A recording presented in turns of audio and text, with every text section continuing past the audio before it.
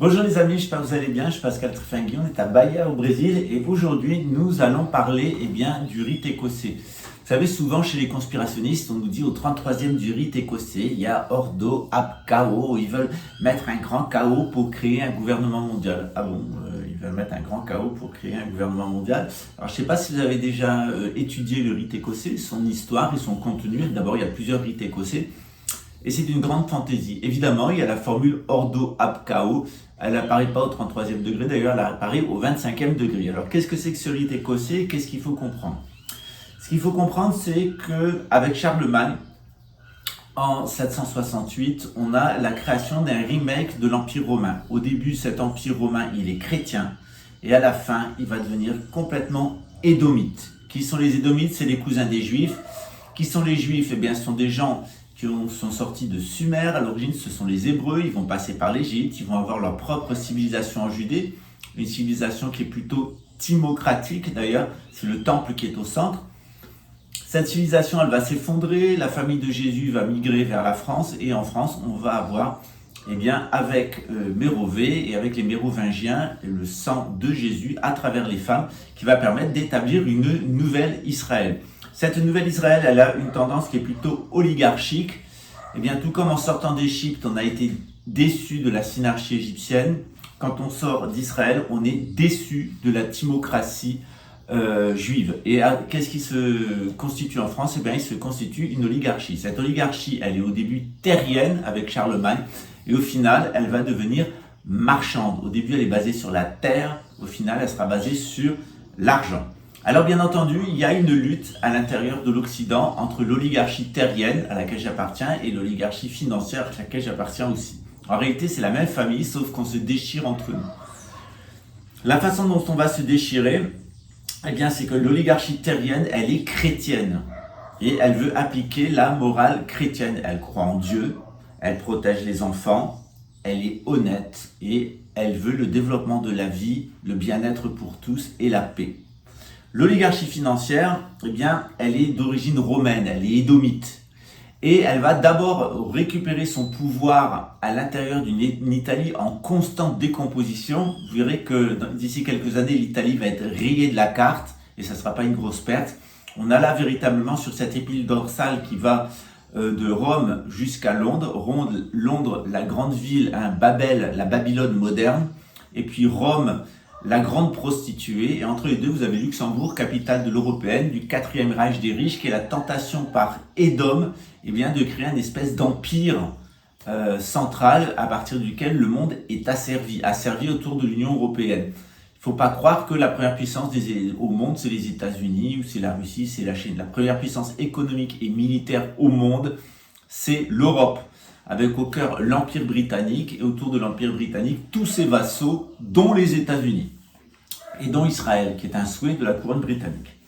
Alors cette oligarchie marchande, elle se constitue d'abord en Italie, puis elle va monter en Suisse. De la Suisse, elle va passer aux Pays-Bas. Le Pays-Bas va prendre le contrôle de l'Allemagne, puis elle va prendre le contrôle de la Grande-Bretagne, et depuis la Grande-Bretagne, ils vont prendre le contrôle de la France et du monde entier. Cette oligarchie financière, elle voit bien que l'oligarchie terrienne est en perte de vitesse. Ils vont complètement la détruire et ils vont la détruire en utilisant la démocratie. Donc on va déposséder l'Église qui soutient l'oligarchie terrienne. On va déposséder l'oligarchie terrienne et on va donner l'argent de l'Église et l'argent de la noblesse aux bourgeois qui vont permettre à la République de se maintenir et au système d'asservissement mis en place par cette oligarchie financière de fonctionner. Quelles sont les caractéristiques de cette oligarchie financière? Elle devient de plus en plus anti-chrétienne. Elle déteste le christianisme, elle va tout inverser. Au début, elle va utiliser la démocratie et à la fin, elle va jeter le masque, elle va montrer ce que c'est une tyrannie financière. Quelles sont les caractéristiques de cette tyrannie financière? Ils ont toutes les caractéristiques des Édomites. En réalité, l'oligarchie européenne, quand elle est terrienne, elle est sémite. Et quand elle est financière, elle est édomite. C'est pour ça qu'elle veut s'installer à Jérusalem, contrôler le monde et voler leurs droits d'aînesse aux Juifs. C'est pour ça qu'elle aime bien détacher des Juifs du judaïsme pour en faire des Einstein, des Freud, des Zuckerberg, des compagnies et des Bill Gates. C'est pour ça eh bien qu'elle déteste les francs-maçons et qu'elle va s'infiltrer à l'intérieur de la franc-maçonnerie et en faire du satanisme. D'abord les jésuites qui créent les Illuminés de Bavière, puis ensuite on va avoir une véritable franc-maçonnerie satanique qui va faire le lien autour de la couronne britannique et diffuser son influence dans le monde. C'est en particulier toutes les grandes loges nationales, Grande Loge nationale de France, Grande Loge de France, et toutes ces loges nationales qui sont rattachées à la Grande Loge des modernes de Londres, qui a fini par absorber la loge des anciens. Je vous expliquerai tout ça dans le cours de gnose maçonnique, d'où l'intérêt de le prendre, ça commence début mars. Et ces édomites, ils vont aussi briser un mode de transmission qui est à l'intérieur de la noblesse, c'est l'homosexualité. À l'intérieur de la noblesse, l'amour entre chevaliers et l'homosexualité entre chevaliers, c'est un mode de transmission.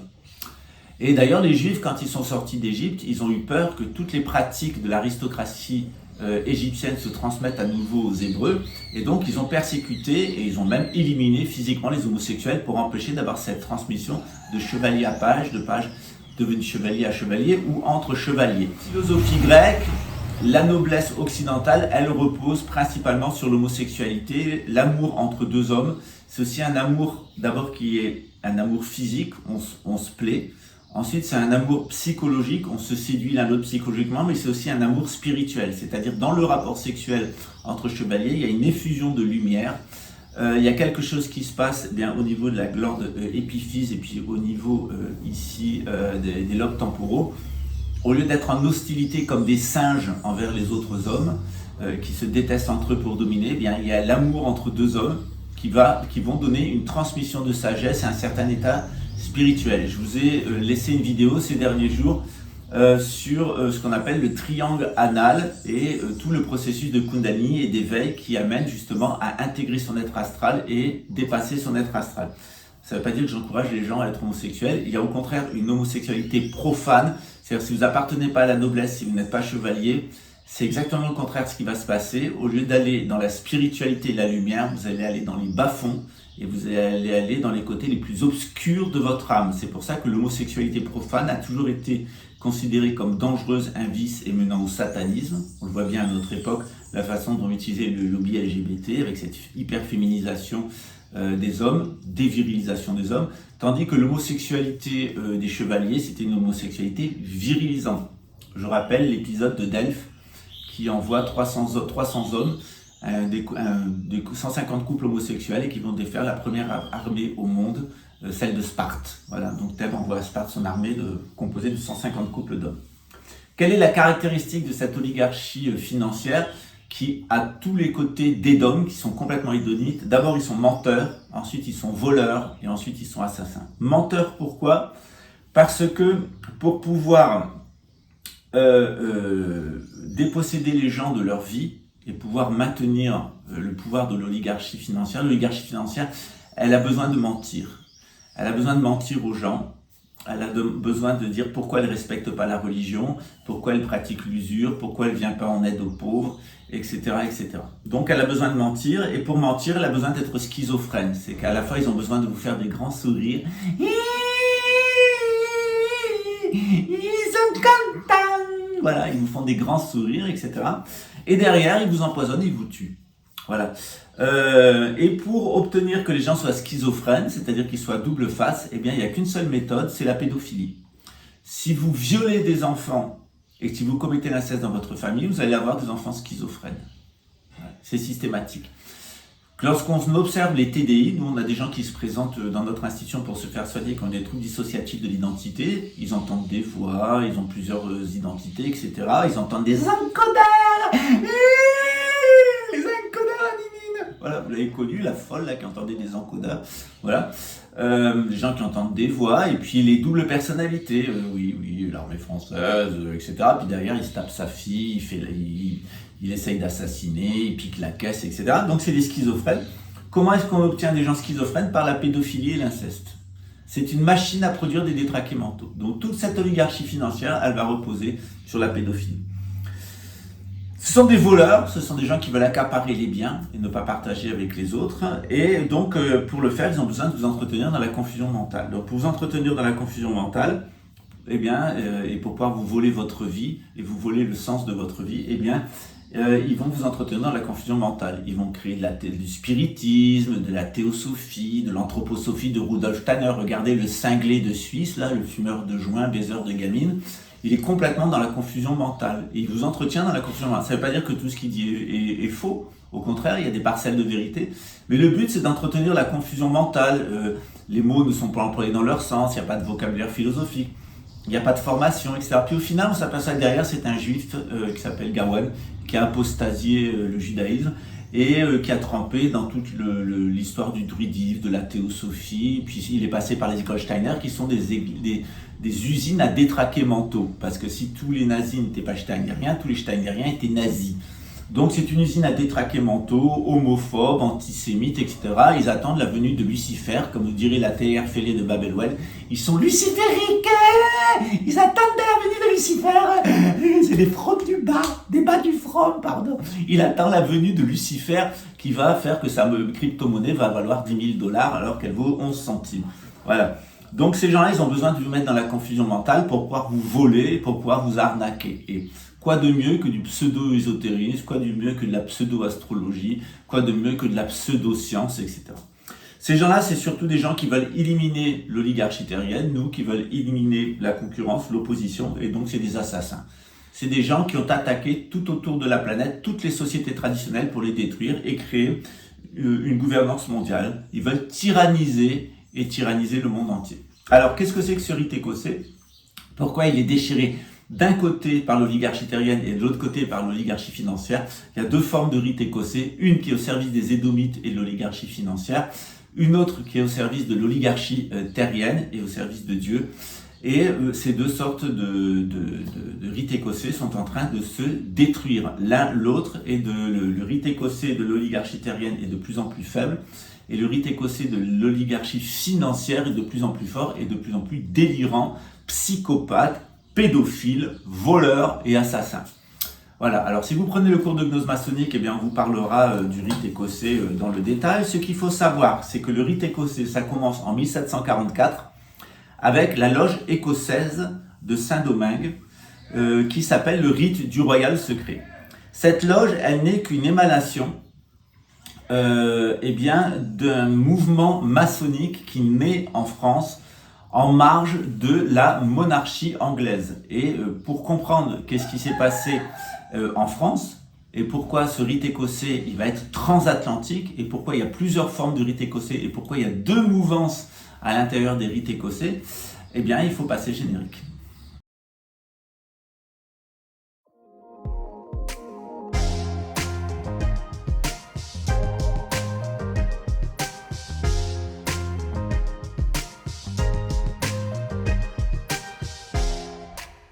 Alors, si on veut comprendre l'existence du rite écossais, il faut remonter à 1688. En 1688, Jacques II d'Angleterre et d'Irlande, qu'on appelle aussi Jacques VII d'Écosse, il est roi d'Angleterre, d'Irlande et d'Écosse, donc de la Grande-Bretagne, eh bien, il est détrôné par une armée venue de Hollande, de protestants, de 25 000 hommes, où il y a des protestants français, il y a 7 000 huguenots français. Donc on a des protestants, les protestants ils ont fait la guerre partout en Europe, ils ont déclenché une guerre civile en Europe, les protestants. Principalement, c'est des gens qui sont en lutte contre les abus du Vatican, et c'est la noblesse qui se révolte contre l'autorité spirituelle. Alors il y a des raisons, l'autorité spirituelle est en décomposition totale, c'est les empoisonneurs Borgia, c'est l'épopée de Jérôme Savonarole, etc. C'est un délire psychiatrique dans l'Église catholique. L'Église catholique qui au XVIe siècle, XVIIe siècle devient complètement capitaliste, vole l'argent des pauvres, il va ouvrir des mines avec Nicolas Lévy, un juif apostat qui va pratiquer l'usure et prendre les fonds du Vatican destinés aux pauvres et s'en servir pour ouvrir des mines de charbon en Bavière. L'objectif, c'est de faire crever les pauvres dans les mines, avoir le remplacement du bois de chauffage et faire fructifier l'argent pour que le Vatican puisse se construire ses palais. Jacques II, donc Jacques VII d'Écosse, Jacques II d'Angleterre, est détrôné par cette armée hollandaise composée de 25 000 hommes dans lequel il y a des protestants. Alors, ils sont tous des protestants et ils sont appuyés par les puissances financières italiennes, suisses et hollandaises. C'est les mêmes familles. Qu'est-ce qui va se passer avec certaines familles allemandes? Eh bien, ils vont détrôner le roi Et puis c'est le Parlement qui va exercer le pouvoir. Il va y avoir 3 guerres civiles en Angleterre. Évidemment, les gens qui soutiennent Jacques II, qu'on appelle les Jacobites, eh bien, ils vont partir en exil et ils vont venir notamment en France, à Saint-Germain-en-Laye, où ils vont être accueillis par la couronne de France, qui est contente d'accueillir des rois catholiques, alors qu'il y a ces banquiers protestants qui essayent de prendre le pouvoir en Angleterre. Il faut savoir que depuis 1688, eh bien, l'intégralité des rois d'Angleterre sont illégitimes, ce sont des Hollandais, ce sont des Allemands, et donc la reine d'Angleterre n'a absolument aucune légitimité, les Windsor ont aucune légitimité sur le trône. Ça sera différent pour Harry et pour William, parce que leur mère est une Spencer, donc elle descend des Stuart. Donc on a un retour de la monarchie légitime par les femmes avec Harry et William, et ça va très certainement, et c'est même à 100%, marquer la fin de la couronne britannique et marquer la fin du nouvel ordre mondial. L'assassinat d'Harry par le Christ du Retour, ce qui est annoncé par le rite écossais, c'est la fin de l'Occident édomite, c'est la fin du nouvel ordre mondial. Et c'est en 2028. Ce qu'il faut savoir, c'est qu'en réalité, eh bien, la famille royale d'Angleterre et les Windsor n'ont absolument rien d'anglais. Ce sont des Allemands, ils s'appellent Schleswig-Holstein, Sonderburg, Glücksburg. Donc ce sont bien des Allemands, ils n'ont absolument rien d'anglais. Il n'y a pas une goutte de sang anglais dans les veines de Charles III. C'est différent avec ses fils. Les Jacobites, eh bien, ils sont en exil et ils viennent en France. Et on a une intégration eh bien, d'un savoir qu'ils ont reçu des Templiers. Les rois d'Écosse ont reçu un savoir par les Templiers. Les Templiers se sont réfugiés en Écosse. De là, ils se sont réfugiés au Canada, en Acadie. Et eh bien, les Templiers sont en train de se déployer dans le Nouveau Monde et ils le font à partir de l'Écosse, ils le font à partir de l'Angleterre. L'intégration jacobite se fait dans l'ouest de la France. On a beaucoup de la noblesse anglaise, irlandaise et écossaise qui va venir en Bretagne et dans l'ouest de la France jusqu'à Bordeaux. Et il y a une lutte qui s'organise à partir de la France contre les usurpateurs allemands, hollandais, la moto brésilienne, en Angleterre. En 1645, il y a une révolution en Angleterre. Il y a un Robespierre anglais qui s'appelle Cromwell, et c'est tête ronde en 1655, et il fait décapiter Charles Ier. Bien entendu, tout au long du XVIIe siècle en Angleterre, on a 3 guerres civiles. On a une restauration avec Charles II, qui reprend le trône et qui est franc-maçon et qui pratique un rite qu'on appelle déjà à l'époque le rite écossais. Le premier rite écossais, il apparaît en tant que tel en 1733 à la Grande Loge de Londres. On a la loge Temple Bar, qui est une loge typiquement anglaise, où on pratique le rite d'Écosse, le rite des constructeurs de l'Écosse, qui sont liés aux Templiers et à la couronne d'Écosse. On a en 1735 à Londres une loge française qui s'appelle Saint-Georges de l'Observance. Et en 1777, on a Jacques III, qui est le neveu de Charles II, donc qui est retourné au pouvoir à la Restauration.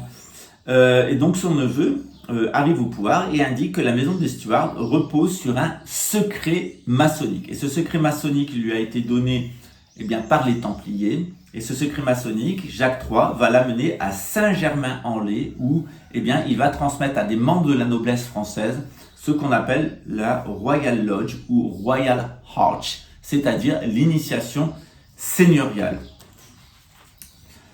Cette initiation seigneuriale, eh bien, on la retrouve en 1744 à Saint-Domingue, c'est le rite du Royal Secret, et puis quelqu'un qui a reçu en France l'initiation à la Royal Arch à Saint-Germain-en-Laye des Écossais et des Anglais en exil, des Jacobites, s'appelle Étienne Morin, et il va fonder eh bien, à Saint-Domingue eh bien, ce qui est une forme de rite écossais. En 1758, en France, le rite écossais commence bien à se développer. On appelle ça le grand globe français des empereurs d'Orient et d'Occident. Et puis en 1764, on retrouve la loge des Parfaits d'Écosse à la Nouvelle-Orléans, à laquelle contribuent des gens comme Morin.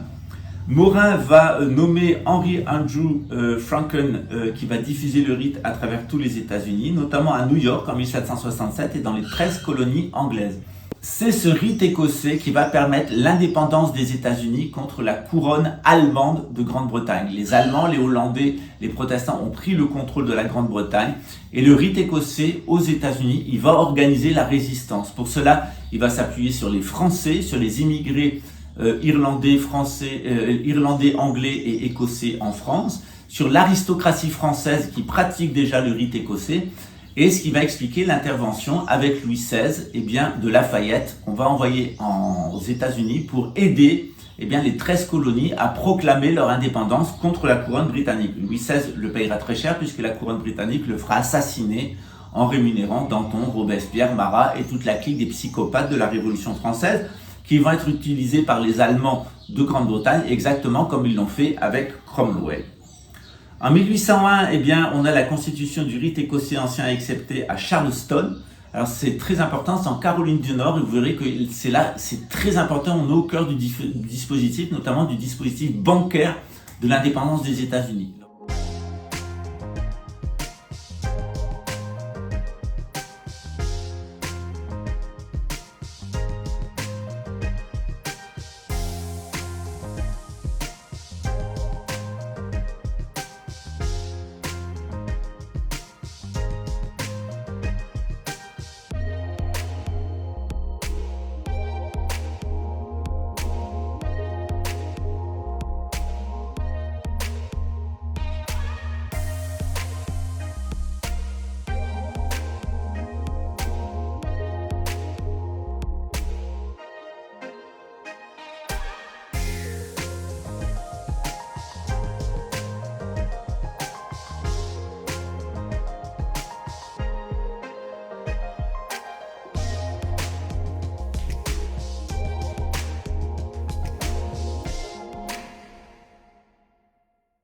Lorsque la couronne britannique avec les Illuminés de Bavière et les Jésuites va vouloir reprendre le contrôle des États-Unis, la première chose qu'ils vont faire, c'est prendre le contrôle de Bank of America, des banques, prendre le contrôle du pouvoir financier du peuple américain. En 1813, 1804, on a un grand développement un petit peu partout du rite écossais dans les Caraïbes, avec Grace Tilly, aux USA en 1813. 1845, le rite revient en Grande-Bretagne, il conteste le pouvoir en place. Et en 1853, on a un personnage qui est payé par la couronne britannique, qui s'appelle Albert Pike. Et Albert Pike, il va être payé par la couronne britannique, il est un des fondateurs du Ku Klux Klan, et il veut du suprémacisme blanc, du nazisme avant l'époque, c'est-à-dire ces Allemands protestants qui ont pris le contrôle de la Grande-Bretagne, qui ont imposé le nazisme en Allemagne, ils imposent le Ku Klux Klan et ils veulent constituer un État fasciste aux États-Unis. Ils n'auront de cesse, notamment avec le business plot juste avant la Deuxième Guerre mondiale, où ils essayaient avec Dupont de Nemours, ces grandes sociétés, Rothschild et compagnie, Rockefeller, ils ont essayé de faire un coup d'État pour créer un équivalent du nazisme aux États-Unis. Ça n'a pas fonctionné parce que l'amiral Butler s'est retourné contre eux. Il a d'ailleurs été entendu par le Sénat. Il a laissé des mémoires qui ne sont pas piquées des verres sur l'oligarchie financière anglo-saxonne, mais en réalité allemande de Grande-Bretagne. En 1899, en France, le rite écossais, qui est devenu le droit humain, va être infesté de l'intérieur par Anne Besant, qui est un agent de la couronne britannique. C'est une théosophe, c'est une disciple, entre guillemets, de Blavatsky, et elle va prendre le contrôle en France du rite écossais, pas de tout le rite écossais, sous la forme du droit humain. Ce rite écossais, qu'est-ce qu'il est? Si vous prenez le cours de gnose maçonnique, vous saurez pourquoi il y aura la formule Ordo ab Chao et quel est ce programme. Ce qu'on peut dire du rite écossais, c'est qu'à travers tous les degrés, on voit le développement de la sagesse humaine depuis Sumer, depuis l'Égypte, en passant par toutes les grandes civilisations du monde. On y traite aussi du Bouddha, on y traite de Zarathustra, on y traite de Platon, de Socrate, d'Aristote, on y traite de Lao Tse, on y traite de Confucius, etc. Et on voit comment ce développement de la sagesse humaine dans l'hémisphère nord est de plus en plus important, avec des acquisitions techniques et des acquisitions intellectuelles. On comprend mieux le monde et on a des meilleures inventions au niveau technique. Et au final, on nous annonce qu'il va y avoir un énorme chaos provoqué par les Édomites, par l'oligarchie financière édomite, principalement allemande, et anglo-saxonne maintenant, qui sont en fait les héritiers de toutes ces familles gréco-romaines de psychopathes d'origine sémite, donc les cousins des Israélites, de Jacob Israël, son frère jumeau fou qui est Ésav, appelé Énom. Et comment ces Édomites, eh bien, ils vont créer un chaos à tous les niveaux. Ils vont créer un chaos dans les langues. Ils vont créer, en imposant l'anglais à tout le monde, ou l'allemand à tout le monde.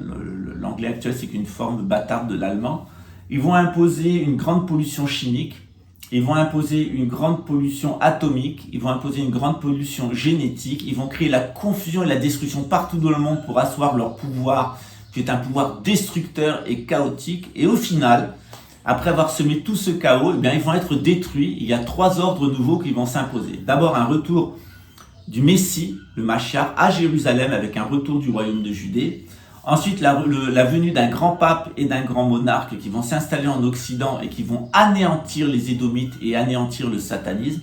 Et surtout, une reconstitution du califat de l'islam avec la venue du Mahdi qui va aider les Juifs et les chrétiens à reprendre le pouvoir et à égorger les Édomites et à leur faire rendre gorge, c'est-à-dire au propre comme au figuré, les égorger comme ça, d'où le rite écossais où on fait comme ça. C'est le serment de rétablir le royaume d'Israël, le grand pape, le grand monarque et le califat islamique. Et pour l'obtenir, on va égorger les Édomites. Et gare aux traîtres à l'intérieur même de la noblesse.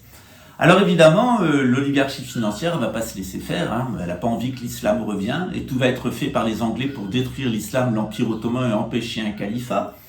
Tout est fait par l'Empire britannique pour détruire la couronne de France et détruire le Vatican. Ils vont s'allier avec les Jésuites.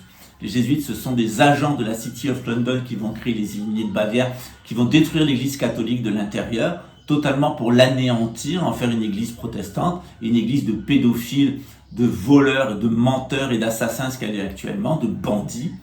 Et évidemment, eh bien, ils vont tout faire pour détruire le judaïsme, notamment en créant le sionisme. Le sionisme, c'est si tu es juif et que tu es dans le monde, tu dois te convertir à la région du pays où tu es. Et si tu es, ou alors tu dois partir en Israël et là tu dois être laïque et tu dois apostasier le judaïsme.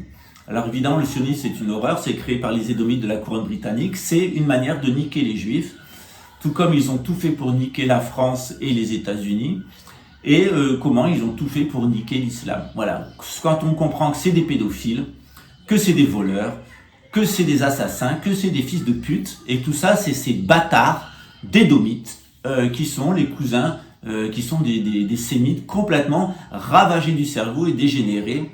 Et cette histoire commence eh bien, dès après Isaac et ses 2 fils. Quand on a compris ça, eh bien, on comprend qu'il y a 2 rites écossais à l'intérieur de toutes les loges. Il y a les 2 tiers, c'est des gens qui vont être schizophrènes, pratiquer la pédophilie, qui sont des réseaux d'influence et d'escroquerie, et qui sont de véritables assassins liés au service de renseignement à cette bête qui écoute, ou plutôt les bêtes qui écoutent comme des vaches. Voilà. Et d'où la sourate du Coran, etc. Et donc, et d'autre part, il y a un vrai rite écossais qui est resté comme il fallait et qui appartient à la noblesse et qui nous annonce la venue du Mashiach pour les musulmans, pour les juifs, la venue du Mahdi pour les musulmans, la venue du grand pape et du grand prophète et le moyen de s'y préparer. Alors vous voyez, la formule Ordo ab Chao, eh bien, du rite écossais, elle signifie bien autre chose, ce que vous en dites. Les théières fêlées, les patinettes artistiques à cabine à vacciner, les grands décodeurs de la Suisse léonique et puis surtout les fumeurs de Rasta Boubou qui entre 2 gamines qu'ils baisent en marche des concerts, eh bien va vous chanter du rock satanique en version reggae parce qu'il est un juif apostat. Méfiez-vous des juifs apostats, méfiez-vous des musulmans apostats. Vous l'avez vu au Qatar, la clique des Saoudiens et des Qataris. Vous voyez ce que donnent les gens qui ont apostasié l'islam. Ce sont des menteurs, des voleurs et des assassins. Et qui reçoivent un toxicomane français en état hallucinatoire, victime de la pédophilie et qui organise des rituels sataniques au château de Chambord juste après son élection et avoir fait une espèce de parodie de la franc-maçonnerie sur la pyramide à 666 faces du Louvre. Et évidemment, eh bien, ce qu'il faut comprendre, c'est que ces gens-là font tout pour s'opposer au retour de l'oligarchie terrienne, à notre retour, et puis ils ont décidé eh bien, qu'ils allaient rester au pouvoir et ils sont prêts à tout pour empêcher la venue du grand pape et du grand monarque. Voilà, j'espère que vous avez tout compris. En tout cas, n'hésitez pas à prendre le cours de gnose maçonnique en complément du cours de gnose chrétienne ou indépendamment du cours de gnose chrétienne. C'est au mois de mars et c'est ici que ça se passe. À très bientôt. Ciao.